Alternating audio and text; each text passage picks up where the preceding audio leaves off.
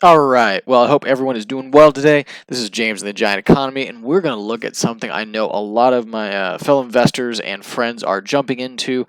And I've been telling them this, others have been telling this, but sometimes people just want to do what they want to do, which is cool. It's their life, their money, they do what they want to do. I just don't want to see people hurt. And today we're going to jump in and we're going to talk about something that has just happened. I heard about it yesterday.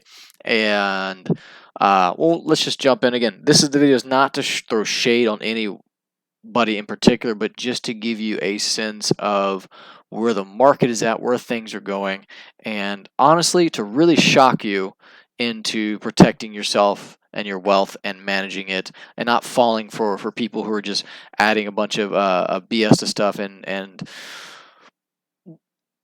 putting roses and rainbows up your rear end. All right, to be frank, to say it, with some sugar coating. But let's jump in. Folks, remember, I warned you about syndications. I warned limited partners about syndications done the last couple of years. I hope you listened. I hope you listened. We have our first foreclosure, our first auction of an asset, at least that I have found. There was a collection of 4 apartment buildings bought in Houston, Texas. Yes, folks, the market of Texas. Hot, hot, hot, right? Well, listen to this. It looks like there was 4 apartments bought for $229 million. $229 million. The GP or general partners raised $70 million. Again, remember, folks, this is last year. Last year, 12 months ago. This asset now has been foreclosed and sent to auction, and it was sold for 84 cents on the dollar. What does that mean? Well, again, let's use some round numbers for easier math. So the purchase price is $230 million. They raised $70 million. Let's say they put $60 million down. They kept $10 million for reserves. I don't know what the ratio was, but let's assume that. So they got a loan for $170 million in this example. Well, the team ran it into the ground. Not enough reserves, interest rates, tax, whatever it is. Horrible, horrible operators. To lose that amount of money in a year is bad.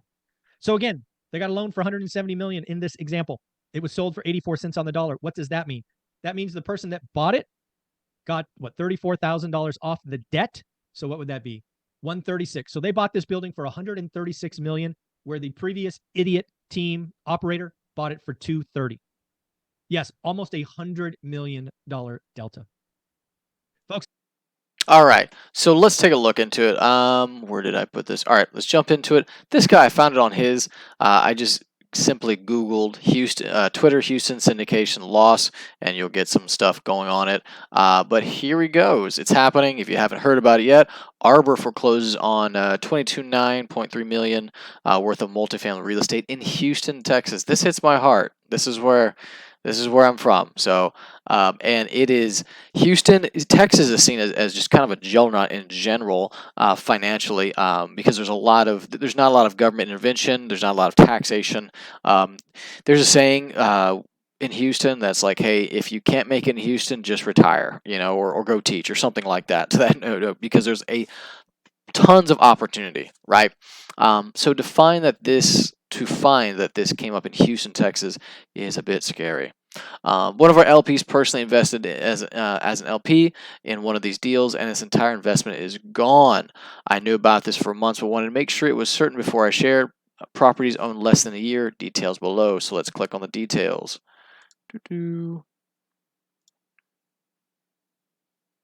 All right, so you see the notice of trustees sale and substitute trustee. So basically, they're selling off their assets. It's got the numbers on there. I'll let you take a look at it. But what I want to bring your attention to is, let's see here, who was the actual owner of it? Here we go. Another one from him. This is from Applesway Investment Group, right? Hi, as an update, I want to inform you the status of negotiations with the lender and the preferred equity investor is not going well so far. It appears at this time that the foreclosure of this property is still scheduled to occur tomorrow. As of now, our attorneys and those of Arbor and Fundamental Partners are still continue to be in contact and discuss. We remain hopeful that something positive can occur. I will advise you as soon as I hear anything regards. Here we go. It's Applesway Investment Group. So what did I do? I Googled Applesway Investment Group. I Facebooked him. So here we go. Here's the guy that is in charge of it type thing. You can, let's see here. Yeah, Google Apple's Investment Group. Here you go. You get their website, their offering. Same guy. Here's what I want to draw your attention to. When you're getting into a multifamily pitch, a syndication pitch, right? You're going to look at these pretty websites. They're going to say 190 million in purchases, 23 units, this much equity, this target IRR, and all this other wonderful fancy stuff, right? 29.46 average annual returns. What happened to the people that invested that $70 million? They're not making that at all. All of these websites, these pitches are nice and they're pretty and they're wonderful, but they're just sugar. They're just full of it, right? This guy proves it. Okay, at least on this last deal. If he has fallen within a year on his last deal like that, I'm not going to trust him with any money. This guy will never. Any of these people will, if I can help it, will never be my partners ever for my finances, because they have shown that they cannot manage other partners' money well, and that they have failed other partners, and I'm just not going to give them that opportunity, right? I'll let you read this for yourself, but I don't think, at least the last two are probably not as good, right? Again, not trying to make this a hit piece type thing. Just trying to educate, and because I know that they're not the only syndication that's doing this. There are a lot of them out there right now that are doing it, and people are just getting bamboozled, right? Because we feel that we're getting left behind in hyperinflation, right? We feel that, and that there's got to be a better way. We've got to figure this out, right? Or we want to do the passive income opportunity, the I'm just going to sit on a beach and everything's going to be fine and it's going to be great. We get wrapped up in those stories, and they lead us astray. They lead us into investments and such that we just lose our money. Okay, so here's one of them that went by. Let's take a look at their YouTube. Right, nice, pretty music.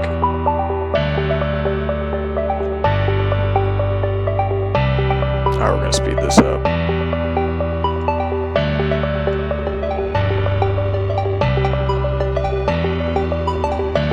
Nice, pretty leasing centers. To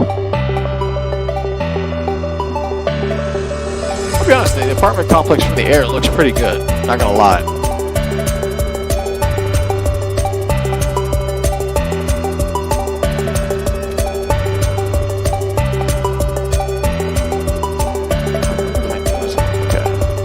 Boring.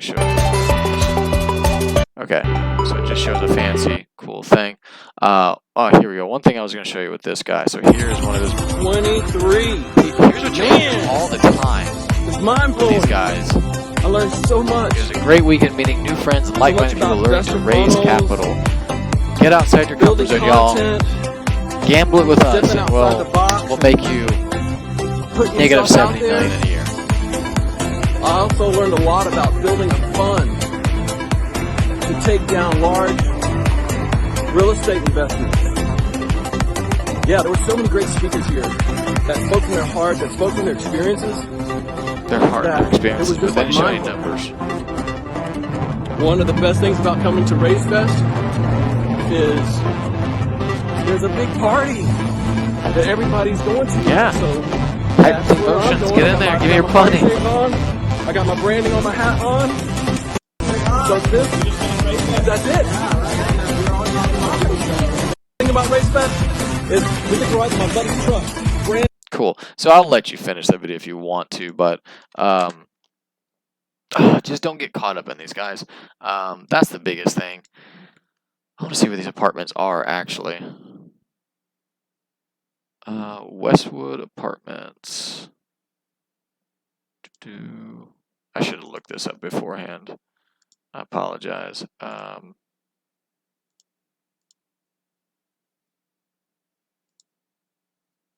Reserve at Westwood.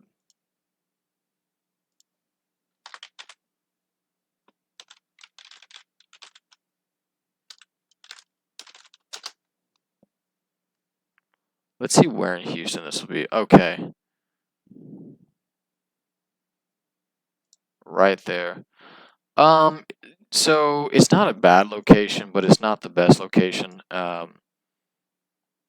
it's one of those. It's not bad, but it's not good either. You got Chinatown, which is notoriously kind of cheap real estate, or cheap people that are buying real estate, or need low cost to it, right? But the food there is amazing. The food is absolutely amazing. This is a little bit south of it. It is close to 59, 69 and the Beltway, which is nice. But it is not in the very high end area, right? If you would to go up here, Memorial, Energy Corridor, this is really high end areas. Over here is kind of a mixture. Down here it's a little bit less of an area. But these are classy apartments. I should stop saying these are classy apartments. They're not a bad buy, but you have to manage them very well. Anyhow, so these guys are touting amazing things. Hey, give us your money. Everything's gonna go well, type thing. I am here to say, hey, just watch out. Be careful. All these things are bright. They're gonna say, hey, we're gonna do this, that. Everything's gonna go well. Ask them for their numbers, right? I bet if someone said, hey, send me your numbers on these other ones that you've got, type thing. Let's see how they are, how your partner's doing, what you buy it for, all that other good stuff. They probably wouldn't send them to you, to be honest, because they may not be performing very well, right? You got to ask these people, hey, show me your numbers. Show me, why should I invest my hard-earned money with you? Why should you make them prove that? All right. This is the first. I think Michael Zuber was correct, right? I watch him. I don't always agree with everything that is, but I don't want to be in an echo chamber. And he's one of the guys that I watch, and I really, really enjoy his financial news, right? I would encourage all of you to just subscribe to it, because he has a wealth of knowledge in the industry. As you can see, he's got some gray hair on him. Glad he's got hair on his head, but he's got some gray hair on him. He knows his stuff. He's had experiences, and he's someone that will say, hey, this is my bet, this is what I'm thinking will happen, and he'll confess if he's right or wrong, when if the market changes or he's just off, right? But he's got some great predictions. I don't agree with them all, but I certainly listen to them all, because I think he is a man of wisdom, a man of experience, and someone who is just there to help with what he thinks will happen in the future, right? So I would really heavily encourage you to listen, subscribe. Let's move on, because we're gonna don't tell me my computer's locking up now.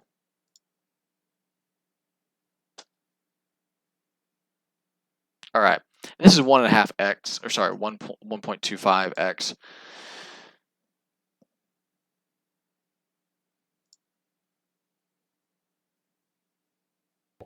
As I shared just 3 or 4 short days ago, I believe we have pivoted to now where bad news is, thankfully, bad news.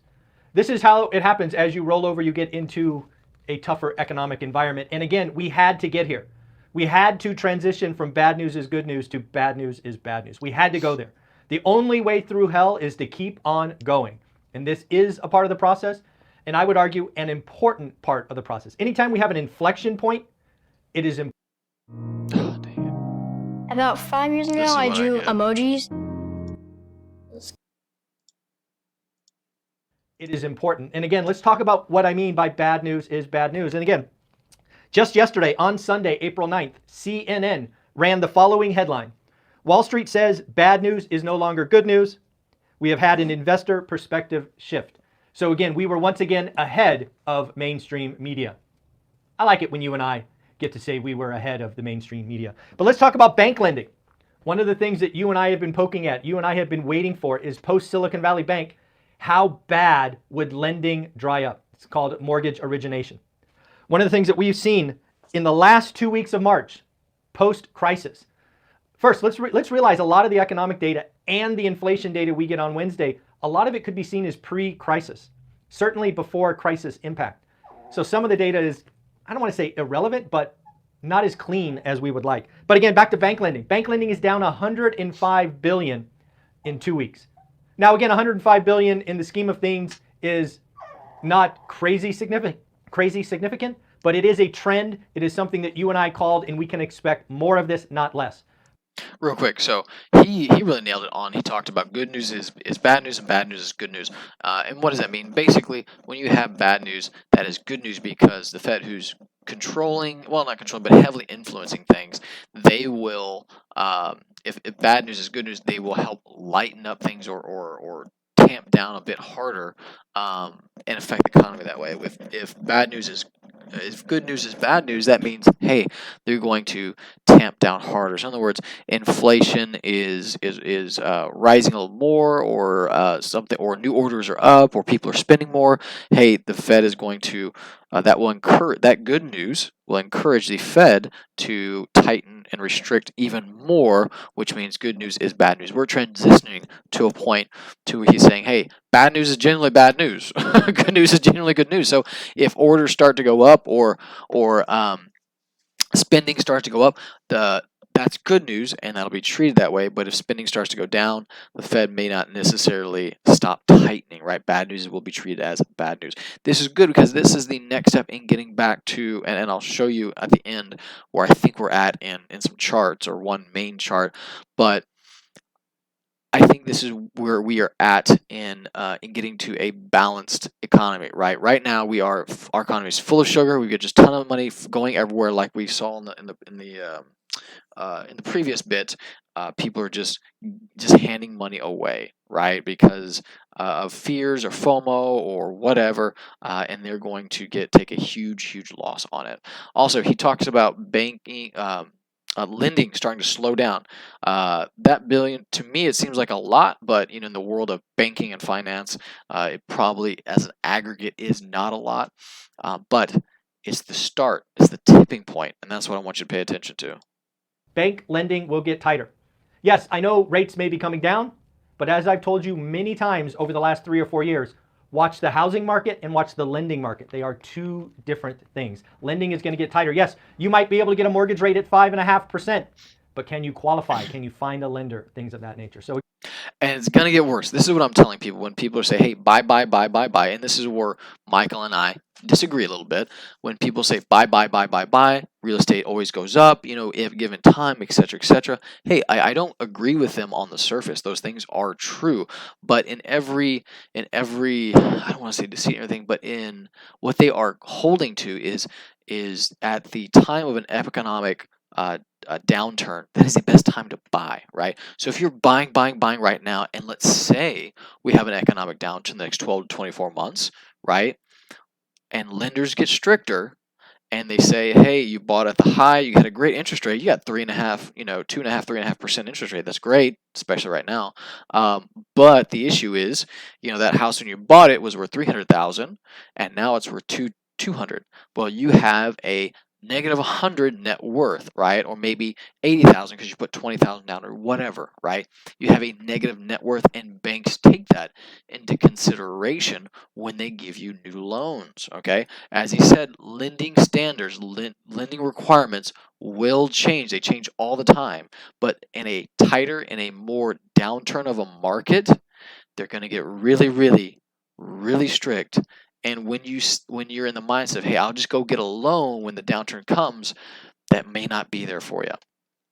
All right, let's look at Graham Stephan. Americans are leaving California and New York in droves. People getting fed up and moving to Arizona, Nevada, Texas, or Florida. And the main reason why is money. What's up, Graham? It's Guys here. So for the first time ever, the housing market is being cut in half. That's right, brand new data just confirmed that national housing prices are both crashing and surging at the exact same time, depending on where you live. And remarkably, something like this has never happened before in history. Not to mention, in the middle of all of this, housing prices just broke a decade-long streak. California passed a new housing tax that will deliver the hardest hit to the market since 2007, and a new proposal could wind up costing you a lot more money, especially since Social Security is running out sooner than expected. So that's why we gotta break down exactly what's going on, which markets are seeing the biggest price cuts, why you should not be buying a home in California, and then finally what you could do about all of this to save a little bit of money on today's episode of Facebook Job Recruiters Have It Made.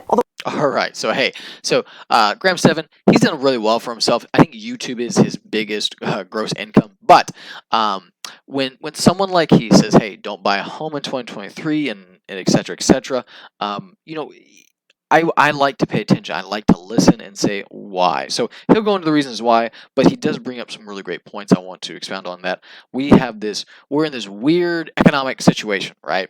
To where Some housing markets are going down, some are actually going up, but either way, we've seen the record highs everywhere of housing prices going up, right? That should be a red flag or a buzzer in your mind, to where I think we're going to go. All this is pointing in one direction. We're going to start to head downward. Okay, as he says, don't buy a home in 2023. Sellers are panicking, and he'll go more into the video of why, because there is more inventory coming on the market, right? Slowly, but it's coming on the market, and this is I think the start of the crash and of the economic pullback, and it's going to hit everywhere, right? If you want to listen to it, go ahead and you can hit on his channel. He goes over some issues affecting California and some other things in particular, and some tax issues that will come up that will only exacerbate the downturn. All right, here's a good one. It seems from what you're telling me, a lot of the macro stuff suggests that macro-wise, we're going to be grinding downwards from here and not heading back to, you know. Yeah, I think the chance growth. that was just a mini bear market in a secular bull market is very low chance that's accurate. I mean, this is we've been in a bear market, you know, for a while now, and I think it will continue. But obviously, you can have big rallies in the interim. And what I'm not clear on, because of the unique nature of the setup that we have, is if we could have a market that kind of goes sideways in maybe a big channel, a big bandwidth, and kind of goes sideways, and you get a sorting out process beneath the surface. I can see that happening again. Maybe nominal growth, real growth might be slightly negative, but nominal growth is where it is, and some businesses can do okay in that environment. So I think the overall stock market is in trouble. But again, it's hard to have a strong opinion on just how much, because again, there's this passive variable that we can't really handicap. So right there, Wealthy Island is a great channel to listen to. He's got a ton of great speakers. They are a bit long. This is part 2 and it's an hour, right? So I listen to it at 1.5 speed or something while I'm doing cardio. But he's had quite a few people mirror and echo exactly what Bill has said, that we might have a little upswing on some things, but I can't see it going up forever, right? There's just the fundamentals, the baseline, just ask yourself, how is the housing, how is the stock market, how are XYZ, how is crypto, XYZ, ABC going to go up in our current conditions right now, right? What would have to happen for them to hit new highs, okay? And when you say, oh, jobs or something like that, okay, trace that cord back to the wall. How do we get jobs? Okay, how do people get raise in income? Okay, how do people, XYZ, ABC, right? And when you do that, you find that it's like we're in a really bad situation, okay? And I hope through this whole thing that I'm showing you, that this happens. Let's see here. That this happens, and then all of this just hit me as we where did it go? As I was talking, man,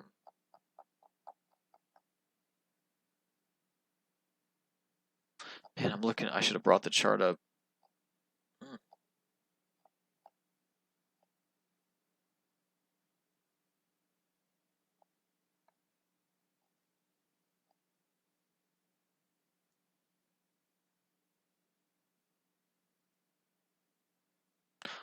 Normally when I Google it, it just comes straight up. All right. Let's see here, because the cycle. Let's see here, emotional.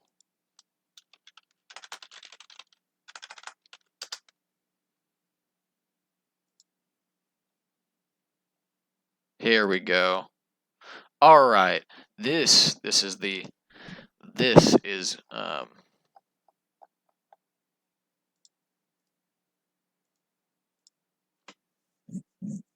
okay, we're just going to look at it with this one. All right, so this is the economic cycle, right? And so what all of these people are saying is that we have you fly up through hope, disbelief, optimism, belief, and you have this euphoria, right? It has a pullback, right? Things go down, prices go down, okay?